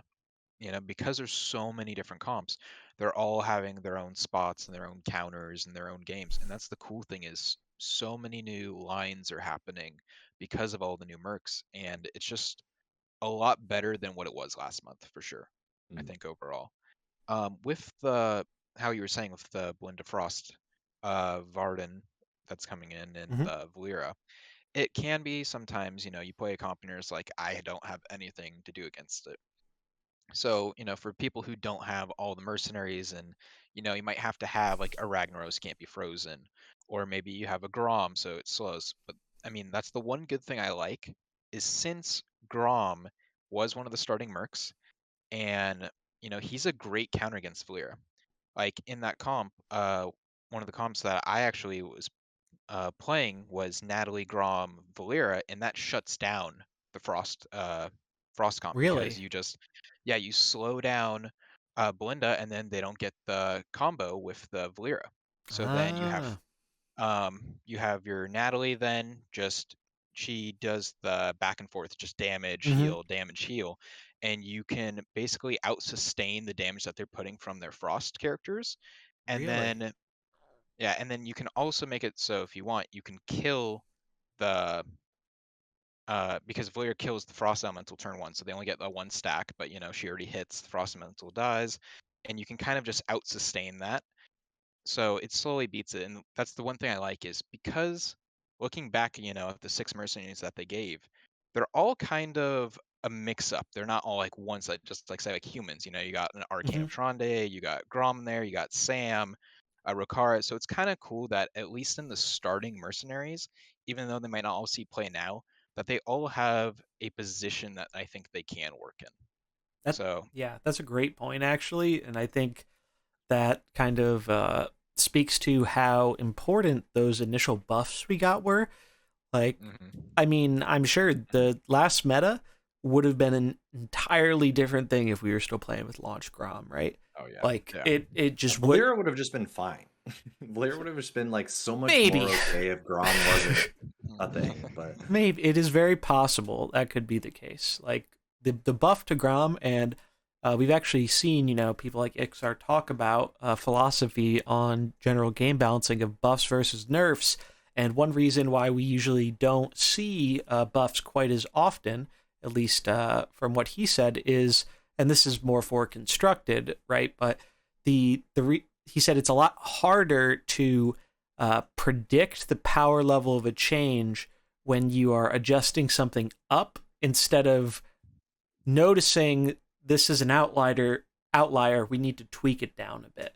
And I think Grom is a perfect example of that. His ability going from 4-speed to 2-speed was just night and day change. Like it blew out all the other changes out of the water. Like it was just so huge because 2-speed is so important in Mercenaries, especially with the introduction of Valeera. And not only is it 2-speed, you are quickly slowing the opponent. Like, so it's just like double gut punch, just such a powerful ability. And it's just really interesting because we also know, I think some of these Mercenaries were a little bit different in closed playtesting. I don't think any of us got to be a part of that, but from what I heard, you recall how they buffed Tyrion. Well, Tyrion was actually the way he was like that before launch, but he actually got nerfed right before launch, along with a few other characters. And so after seeing some of these other characters weren't seeing play and weren't performing how they expected, that's when we got the buffs. And they even said they didn't feel the buffs were necessary given the state of the meta, but they just felt it would be a good thing to give these characters a chance to see more play, which I think is an awesome thing. And I would really kind of like if they could consider that again for maybe some other Mercenaries. Like I'm a big fan of the Pirates and big Edwin Van Cleef fan as a previously Rogue main. And I'm very sad by how bad he is. Edwin is hilariously bad. And it was made even more clear with the release of Valeera, who just feels like a better Edwin in every way. So I would love if we could see maybe some other buffs down the line to other characters that just aren't really performing at a level where you can even consider them in PvP. I'm not saying you need to make them good like Grom. Like if we look back to the buff patch, there are a bunch of characters that got buffed that see no play still. I mean, when's the last time you saw Mutanus? I tried really hard to make Mutanus work, but he's just not good. I really another Murloc coming. They're coming. Yeah, maybe that's what we'll see in the next drop. But for the time being, it just feels like to me he's a worse Cornelius. Cornelius just does the job better. Got buffed in that same 100%. And patch, though, Cornelius right? Yeah. was a very significant buff, right? Like Cornelius became way better. And I know he hasn't seen a ton of play in the previous meta, but I was actually talking a little bit with Censor the Clown in Twitch chat. If you don't know Censor, he is a really awesome player and deck builder. He's one of the top players on EU. I think he's already at 12k MMR or something. Like he goes hard and he builds some really good decks, and he's just a great player. Like I love hearing his kind of insight on turns because he's like 2 steps ahead always. And it's really great. But there was a reason I brought him up that might have just escaped me. Playing spicy build of. Was it? Well, he was playing the I believe you know what it was? That's right, Cornelius. So he mentioned in chat actually that I don't remember what the build he was trying was, but he ran into someone who started countering him. And so he was like, all right, I'll just do a counter to the counter. And he found that Cornelius can actually shut down a lot of different stuff because it's so not common that a lot of comps aren't really equipped to deal with it. And I remember I loved running Cornelius in the early Valeera meta before GVT took off, because I'd go Valeera, Cornelius, Illidan, and you could just get insane speed, insane damage, and you have that sustain and protection from Cornelius to keep your big threats alive and killing things. So I think both Grom, Cornelius, great examples of why buffs are a thing that I think should, possibly happen again at some point. And I think it is a better philosophy to try and up the power level of characters who aren't really good enough, rather than knocking the best characters down a notch, right? Now, could Valeera still use a change? In my opinion, yeah. I wouldn't mind seeing, it doesn't need to be, a huge nerf, but I wouldn't mind seeing her just be a little less insane in either the speed or the damage department. Doesn't have to be both, one or the other. But she, at least in the initial impressions of this new meta, even though she's still really good and a top tier character, it doesn't feel like every comp revolves around running a Valeera anymore, which I think is a very welcome change to the majority of the player base, especially when a lot of those Valeera mirrors were resulting in very frustrating coin flips. Nope, I agree. Yeah, for sure. It's been a welcome change to not just have Valeera every game and that's also the one good thing is I haven't seen as many coin flips too so far in this meta. There are still some, but compared to the last one where it was a lot of Frostirian and GVT, there was a lot more coin flips then. Whereas this one, there's a lot more heroes going back and forth in the comps, so not as many, which I think is definitely good for the meta. Yeah, I think the only new coin flip that is a little problematic is if you are running into a mirror match where you're running a local R opening and your opponent is running like the exact same opening, then sometimes it can get a little silly because you don't even want to win the flip, you want to lose the flip. So it's kind of interesting how that one, I think if you're running, the plus frost damage equipment, that's one of the flips that can be a little bit annoying in this, but generally I agree. I think the amount of flips has gone down a bit, and it's kind of like they talked about early on, as the pool of mercenaries expands, theoretically, we'll be seeing less mirror matches, less of the same mercenaries, and hopefully less kind of speed ties as a result of that. Kind of speaks to why they didn't want to, so many people were calling for nerfs to Diablo at the beginning of the game. And now we're kind of at a point where Diablo's not bad, but in a lot of comps, I've found Sinestra kind of does what he wants to do, but better. And so it's really interesting to see the evolution of this stuff, right? And by far, the most popular new deck right now, and seeming to be the most successful one, is that Belinda Varden Valeera list, and it does run Cookie, Localar, Sinestra on the bench. I've tried out this list a bunch. It feels borderline unfair sometimes when you're just snapping people and freezing people and scaling off of it. But the nice thing about it, viable counters exist. I've played a ton of Ragnaros this patch because they got so common, and when your opponent is running a build that solely focuses on trying to freeze your stuff and you turn off their ability to freeze stuff, well, it suddenly makes things a lot more challenging for them. And the other probably the last thing we have time for to talk about with the meta stuff is, I think with this meta, we are going to see the importance of flexible leads become so much more important than what it was in previous metagames. And what I mean by flexible leads are, you're queuing up with your 6 mercenaries. A lot of comps, you always have your starting 3, you throw them down. That's what you do. You have your 3 on the bench, and it's usually the same ones. Well, now in this meta, I have seen more people staying on the same comp but swapping up their leads to kind of adjust for what their opponent's doing than I have seen ever last meta.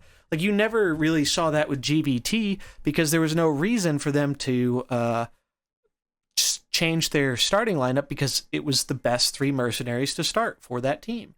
Whereas now, like with the comp I just mentioned, the Belinda Varden Valera, you could actually throw a Localar out there to start and totally change up kind of how your initial game plan is working. So that's one really big thing, especially like I tried out some elemental stuff, fire stuff, and that felt like a big thing because if I knew my opponent was leading double blue, there's no way I'm sending out Ragnaros and Localar. It's just walking into getting totally wiped. So that's something I've really, really enjoyed, and I think it is going to be a lot more important than we were previously seeing. What do you guys think about that kind of stuff? I think. Oh, sorry. No, you go Oh, for it. okay. I was gonna say I kind of like having it swap up because then it also changes the matchups. You Mm-hmm. know, if you have, let's just say like someone has a nature and like CDC bench, and then you're versing, say frost and maybe like fire together. You know, when you do that matchup again, you might lose it the first time, but then you might swap up the beginning, and then hey, you beat them. Then maybe if you Mm-hmm. ended up playing that same matchup later, then you know maybe they swap it up. You know, you can have a lot of different games now Mm-hmm. overall, not just okay, this is how turn ones always go, this is how turn two goes, this is how turn three goes. You know, you can actually think ahead and play different lines, and it's really more engaging in the actual gameplay of Mercenaries instead of just being like, okay, this is what I have to do. This is my exact line. If I don't do this, this outcome's not going to happen. So it's cool to see how just games of the same comps can end up changing because there can be flexible lines now and flexible teams. Yeah, 100% agree with that. I think it really adds to the depth of, you know, we're not going into it with GVT versus Frost Tyrion where the front lines are always going to be the same front lines and it's going to play out how it plays out, barring any coin flips or speed ties or anything like that. It's always going to play out the same. Now, it just, I think, adds a lot more player agency to your decisions without even having to change your deck, right? It reminds me a lot of kind of tournament play in a way because you have to think more about what your opponent's going to do. What about you, Mullahoo? What do you think about this? Yeah, a bunch of things jump to mind for sure, and the tournament play was definitely one of them. Is that like I think that's cool that it could start kind of mirroring or mimicking tournament play in that sense, where like you do want to have these decks, whether it's your first deck that you register or one that you swap into, that has this flexibility to it. We saw it kind of all the way going back to the Invitational and all the way through every tournament up until now, honestly, where flexibility has been rewarded. I'm a little bit so I am a proponent of the way that rematches work on ladder. I think that they're cool. I think that getting a rematch to go like, oh, okay, like this went wrong last time, let's adjust or let's figure out something. But my instinct is that I would prefer to have those changes be on a which spell and which focus do I change rather than starting to inbreed our comps based on the fact that you're gonna get these like runsies backsies against people.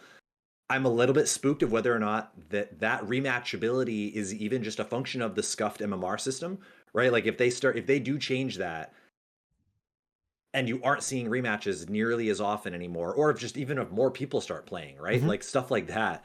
Now all of a sudden the flexibility to counter specific rematches I don't think is a huge deal, and I would almost rather it be a different form of rematch replayability. But um, what I do think is cool is that we are probably by having this flexibility, if anything, it's more of a sign to me that the fact that, like you said, it isn't just a homogenous opener. It's Mm-hmm. not just Valera, click the same 3 buttons, go. Every single game, same 3 buttons, go. I like that. I think straying away from that is ultimately going to be a good thing. So there's a bunch of really weird angles about it, and I like these more flexible comps. I like that there are options to change up what position you bring in different mercs. And as we get more mercs, that should probably become even more possible that we get even more flexible because our options are greater. And things like Sinestro will start to replace these two-part combos like Karen and Diablo. If a Sinestro just takes that, now you have a whole extra spot open. What does that go to? Is that your flex slot, right? Is that who you put as your designated alternate opener? I don't know. But that's one of the coolest parts about Mercenaries is that we can even begin to think about these things and come up with really legitimate reasons to do it and not do it. So many things going into it. I don't know. At the end of the day, I think flexibility is cool. I think the more funky mercs, the better. And if there becomes some funky mind games of I got a rematch against someone on ladder, but I was ready, more power to you. Yeah. I think one thing that's worth pointing out is the kind of beginning, right, when you can see how many the allocation of what your opponent brings. Even if you're not running into rematches, it does end up to a certain point where when certain meta comps become popular, even if you haven't faced the person before, you can kind of make a prediction on what they're running depending on that. And the kind of Yeah, the Fox side exception, was a really good example of that. yeah, and the exception to that is people who run 2 blue, 2 green, 2 red, because that could be so many different compositions, right? That could just be so many different kinds of comps that if you haven't faced that person before, you probably aren't going to have a good shot at guessing what it is unless there's only one comp at the time that's popular for that distribution. But I think now with some of these new mercs, we're seeing more comps that aren't all just 2-2-2, and I think that's great because again adds a little bit of player agency there. I see my opponent has 3 greens. Well, suddenly I'm feeling a little bit better about starting with 2 reds, right? So I think those decisions can still be relevant without having to rely on the rematch stuff. It's just the rematch stuff makes it way more relevant. Because that is something that could change. If they do change MMR stuff, if we do have a larger player base at the top end of PvP over time, like there are a lot of factors that could end up changing that. So we'll have to see how that kind of changes and evolves over time. But at least for the current time being, I think it's really interesting, and at least for me, it's making playing this new meta a lot more fun than I was having with the last meta. So that is, we've been talking for a while here. I think we covered a lot of good stuff. Obviously, this is the first week, so we still kind of have to see how things develop a little bit more. It's kind of similar to last time where people knew Valera was good, but we didn't know the full extent of things in that first week or two. I mean, I think if I remember correctly, GBT, I'm sure some people tried it early, but it did not just pop out as the meta comp very early on. And I remember this because Davidson, actually, the winner of our first Popper Open, talked to me about his experience using GVT. I think this was during the holidays, sometime around the holidays or a little bit before. And he said he saw absolutely none of it. It was before it was really known. And he ended up going like 10-1 or 12-1 or something with it because people just didn't know how to deal with it. They'd never seen it before. And then you get that natural progression of, oh, wow, I just got stomped by this guy 3 or 4 times in a row. Well, I guess I'm going to go try his comp. So it's interesting to see how that kind of stuff evolves. So we are going to have to see a little bit more on that. And I'm sure we'll talk about all that stuff next week. But we are going to start to wrap it up here for our end question this time. I thought it'd be interesting to kind of give a prediction here. What do we think the kind of general theme of the mini set that's going to be coming later this month will be? Because if we remember last time we got a mini set release, it was themed generally around pirates, and that is when we got a bunch of pirate mercenaries. Now, our last Mercs drop, it wasn't coincided with an expansion or a mini set, so they kind of got to do whatever.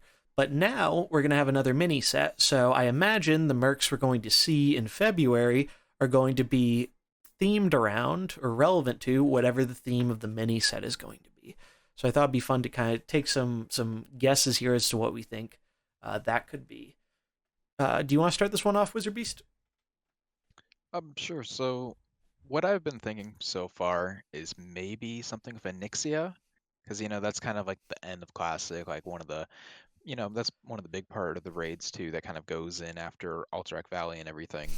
After all the mercenaries are, maxed level, they're kind of going to that, and that's like what the story's been this year of Hearthstone. The mercenaries started out small. We had all their stories, all of their quests, their hero cards, and everything. So I'm thinking maybe it can start going along those lines and maybe have something of an Ixia and maybe another Dragon X set. And one more dragon could maybe push over Mhm. Dragon Comp and make that a lot stronger too. So that's what I'm currently leaning towards. So and hoping for. Yeah, I think it's an Nixie would be really cool to have in the game. oh hell yeah. She'd be sweet. Any more dragons definitely would be a very very welcome thing for sure.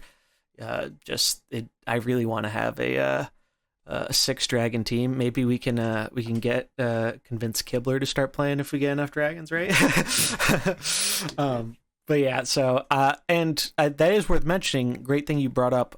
For those who don't know, if you aren't a person who played any WoW or a ton of WoW, that theme of this past Hearthstone year really has been kind of the WoW experience of creating a character and having that character level up, and it was kind of cool. I didn't realize that for the longest time because I'm someone who didn't really play any WoW, but it's really cool to kind of to get that information and see like, oh, like even though I've never played World of Warcraft, I get a little bit of I mean, it's not like the experience of playing the game, but kind of the theme of you're doing your quests and you're growing your characters, and then you're seeing them super powerful like we are with the hero cards and all that stuff. So I think just worth mentioning that for anyone out there like me who maybe didn't put those puzzle pieces together on, because Hearthstone has been doing yearly themes like we saw the previous year, and I think this theme, while it's been really awesome, I'm sure there's some people who don't understand the theme outside of it's themed around these mercenaries. But yeah, what do you think, Mullahoo? My thought, I like the idea of it being an Ixia, right? And we were definitely juggling around ideas of like, oh, what if it is a raid, right? That kind of makes sense. If everyone was just in Alterac Valley, they got their PvP gear, and then they go and take it and run into a dungeon, right? Run into a raid with it. I think that's a cool one. And we already have Katrana Prester or whatever, right? As the Onyxia to be. She's teamed up with Kazakis. Kazakis is in Mercenaries. Kazakis is maybe also a dragon. Onyxia is definitely a really good guess. I like that a lot. I'm going to go with my hedge answer from before that was basically saying that it's going to be like almost like a leaders of both factions mini set in preparation for whatever this new set is going to be, because I think that it makes sense to get Vandar and Drekthar as mercenaries. We already got Belinda and Galvangar, who are kind of the lesser tier versions of the Alterac Valley bosses. And so if we get the big boys, right, they're in Battlegrounds, they're in Standard. Duels. Mercenaries is all that's left, right? So duels, yeah, true. So it seems really weird to not then complete the 4-piece set there. So my guess is that it's going to be something along those lines, and maybe just Onyxia and raids and stuff become the whole major expansion, right? And then the entire year is like the whole Kazakis, Reno, Onyxia super story, something like that. So I'll say Vandar and Drekthar is going to be my answer for a mini set focus, but only for mercenaries, really. Yeah, that's a really interesting idea, because like I thought about that a little bit too, in terms of like you're seeing Drekthar and Vandar have all this importance with this set, and they were also kind of what the kind of event for this set was focused around in terms of earning the honor and gaining the faction for the other legendary. And so it is kind of perplexing that we haven't seen any mention of them in Mercenaries outside of, I mean, we do have, the Drekthar boss fight, which is bullshit on heroic. But that's a topic for another time. That's a tough reason for Drekthar getting put in as a mercenary, actually. I actually don't. I mean, it doesn't matter, right? Because we have Belinda as a boss in there. We have characters. Oh, Locoars also. Yeah, so it's not an issue. But if anything, maybe or whatever. If anything, it's a little hint that we could get him as one. I would love to see them, because I think you could design those characters. I mean, we've seen just with like in duels, what they've done with them has been so freaking interesting and kind of unexpected. I don't really play much duels, but I think it's fantastic that they went for like an approach like that. And I would love if we could see those characters kind of make waves in Mercenaries.